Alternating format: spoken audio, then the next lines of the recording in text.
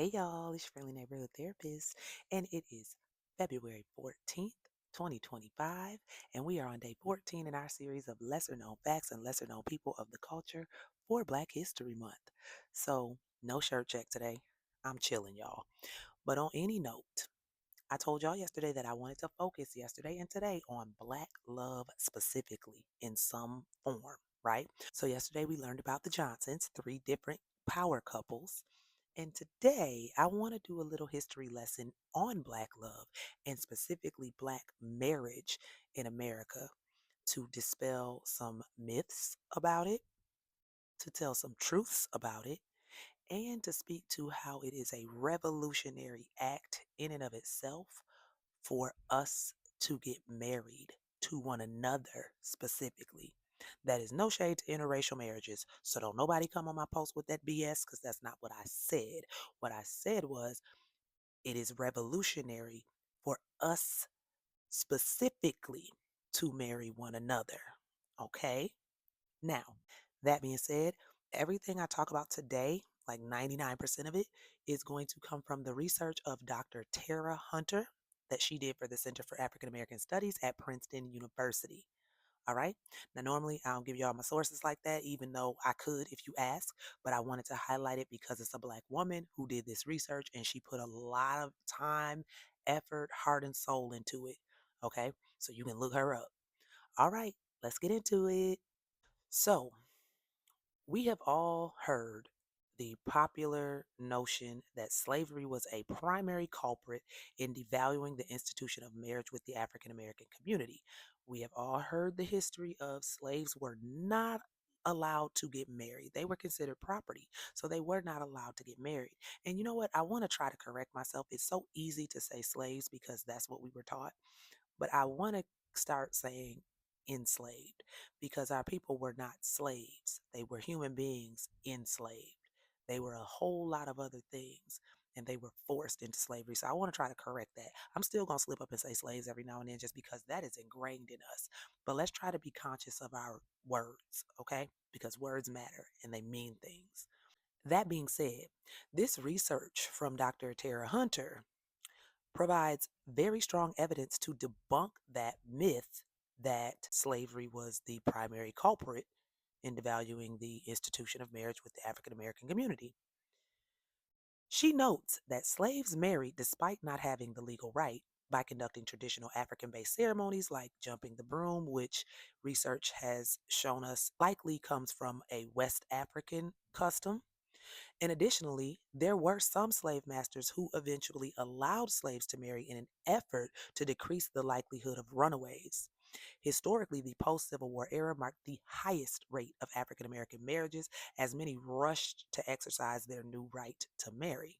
In fact, to dispel a well known myth, African Americans had higher marriage rates than white Americans from 1890 all the way up to the 1960s. So we were marrying in higher rates. And then when it did start to decline, marriage started to decline across the board for all races in all cultures.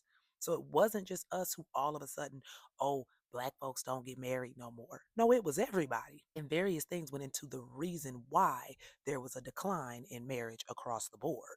But more specifically for Black Americans, for African Americans, researchers note the disparity between income and education levels among African American men and women, higher rates of LGBTQ, and imprisonment among men as factors contributing to the decline of marriage within the Black community. Now, take away the LGBTQ part because what we won't do is say that that is the reason why more people aren't getting married because LGBTQ people get married. See, and you do have Black and LGBTQ people. There are people at that intersection, and we need to remember that as Black people because we love to power to the people, fight for the people, but then we don't want to fight for our Black LGBTQ brothers and sisters, and I don't understand it at all. But on any note, I want y'all to pay specific attention to income and education levels among African American men and women and imprisonment among men. We know that our Black men and Black people in general are incarcerated at a disproportionately higher rate. And that is not because we are disproportionately more criminal either. We know where we live. Kendrick just told us where we lived. He reminded us of the history. It's a game and it's rigged. And that's why a lot of our men are institutionalized and put in prison because that's just another form of slavery. It's a new form of slavery. But then that income and education disparity. So, Black women are the most educated group in this country. Okay, let's be real clear. But the income gap is a major deal because when you have a large income gap between men and women, and men are socialized to believe that they are supposed to be the providers, that makes it kind of a difficult dynamic to be married, right? Additionally, women's decision or coping mechanism, let's be clear, but women's decision to focus on career and financial independence over marriage and the declining perception of the benefits of marriage altogether have also been listed as reasons for the decline. I know we get on here all the time and we hear them red pill men say, how do men benefit from marriage? Well, one way is men who get married typically live healthier, longer lives. That's a scientific, researched fact. On any note, if we go back to slavery, if we go back to that time period, there were other things put in place to discourage Black folks from getting married too. Even once slavery ended, many local jurisdictions throughout the South demanded higher fees to discourage ex slaves from marrying or simply refused to give them access to courts or license. So there were things put in place. We can liken this to things that happen nowadays with other groups. There were things put in place to block people from their right to marry. Mind you, now they say that marriage should only be between a man and a woman. But before, what was the excuse? Marriage should only be for white people? Was that the excuse? So you don't want the Black folks to be getting married. Interesting. But they did it anyway.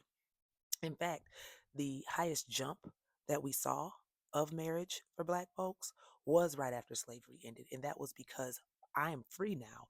The first thing I want to do is get married and start to establish that family unit. That is important. No matter how we slice it, that is important. Yes, I grew up in a single mama home. I don't knock single parents at all. And people can turn out very well with a single parent, but it is still ideal to have a two-parent home, period. I don't think anybody can rightly argue against that. Now, just to give y'all some current perspective about how important marriage actually is to society as a whole, did y'all know that in counties all over Alabama on February 9th, 2015, it was the last day that many municipalities issued marriage licenses to anyone at all? Legislation was passed by Alabama Senate that would end marriage licenses in the entire state. Instead, the law would require heterosexual and homosexual couples to record marriage contracts at probate offices. As one official supportive of the legislation put it, basically, we're getting Alabama out of the marriage business. But why do you think Alabama did that? The short answer was that changing the law to ban marriage licenses altogether would excuse officials from issuing marriage licenses to same sex couples. So, in order to avoid having to give a license to a gay couple, we just gonna take marriage off the table altogether. They did things like that back then too. In order to avoid doing this for these Negroes, we just gonna not do it at all because we don't want them to have the right. And there's no valid reason to not give it to them now that they are free. So we just gonna wipe it away, period. But all this while society and most cultures deem marriage to be the bedrock of society, of family units. It is the sole thing that allows for us to grow in a healthy, productive way if it is a healthy and productive marriage and family. Okay? Now, a lot of times back then, too, slaveholders, and then even after emancipation, and even to this day, people go as far as espousing the idea that African Americans are unable to make family attachments and that Black parents don't have regard for their children, which is completely false, right? However, culturally and historically, kinship was essential and is essential to Black people, and many free and enslaved people valued marriage as a way to signify commitment and love. Marriage was a way to codify intimate relationships. However, it was also an expression of humanity. It was a right that could confer other rights, and it was an instrument of social control. Now, marriage was not a fail safe institution with the ability to right racism's wrongs. Couples who jumped brooms, rushed to union camps, or searched for each other in the chaos of postbellum South thought marriage was important, but not perfect. And that is the point that I wanted to get to. That is why I said Black love specifically. The marriage union between a Black man and Black woman, or a Black man and Black man, or a Black woman and Black woman, or a they, as long as they are Black, is revolutionary. So don't get these people out here to telling y'all that Black love is not still not only wonderful, not only possible, but literally a stand against a system that has always been against us. Literally a way to say, I am a human being with rights, with the right to marry who I choose to marry, and a right to to be in these black bodies and experience love and connection and kinship, because we come from a people that was communal. I don't even understand how that got lost. We come from a village mentality. We come from a collectivist mentality. Yet we have allowed Western society to tell us it's all about you. Get your bag. Marriage is just a piece of paper. Blah, blah, blah, blah, blah. It's revolutionary. Black love, in and of itself, is something that people deem so surprising that they don't even realize that it actually exists and in great numbers. It's not as rare as media and everybody tries to make it seem. In fact, we live in a digital society now that would have you think that most Black men don't prefer Black women. In fact, I hear on a consistent basis they hate us. They don't want to protect us. They want ambiguous looking women. They want this. They want that. They want. Statistics show that 85% of married Black men are married to Black women. So we have to stop allowing people to tell us our narrative. We have to stop allowing the perception they put out there to be our truth when it's not the truth. Okay? So let Black love be revolutionary. Let Black love exist. Let Black love be the thing that you know you have a right to, because at one point they tried to make us believe that we did not. All right, y'all.